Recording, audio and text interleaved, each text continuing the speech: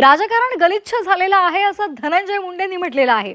माझ्यासारख्या माणसानं राजकारणात राहावं की नको, 18 पगड जातीला एकत्र आणून पुन्हा सत्ता आणू, धनंजय मुंडे यांच्या या वक्तव्यामुळे सध्या चर्चा सुरू झालेली आहे। राज्यातील जाती आणि धर्माच्या राजकारणावर राष्ट्रवादी काँग्रेसचे नेते तसंच आमदार धनंजय मुंडे यांनी केलेल्या या नव्या वक्तव्यामुळे राजकीय वर्तुळात चर्चांना तोंड फुटलंय। बीडच्या माजलगाव इथे लोकशाहीर अण्णाभाऊ साठे जयंती कार्यक्रमात ते बोलत होते। मात्र सर्व समाज घटकांना सोबत घेऊन पुन्हा एकदा सत्ता प्रस्थापित करण्याची गरज आहे असं त्यांनी स्पष्ट केलंय। छत्रपती शिवाजी महाराजांच्या सर्वसमावेशक राज्य कारभाराचा दाखला देत 18 पगड जातींना एकत्र आणण्याचं आवाहन त्यांनी केलं।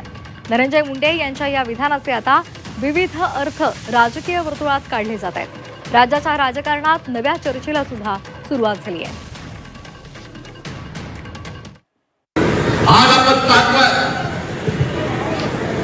की कशा पद्धतीचं राजकारण चालू आहे।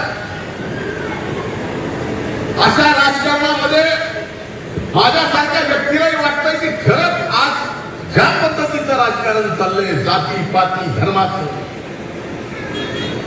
अशा जाती पाती धर्माच्या इतक्या गलिच्छ पातळीला पोहोचलेल्या राजकारणात आपण राहावं का नाही। पण नंतर लक्षात येतं, हा विचार जरी मनात आला राहावं का न राहावं, पुन्हा वाटतं उपेक्षितला उपेक्षित माणूस, लहानातले लहानी जात, त्या सगळ्या गोष्टी आपल्याला पुन्हा समजा एकत्र प्रस्थापित करायची।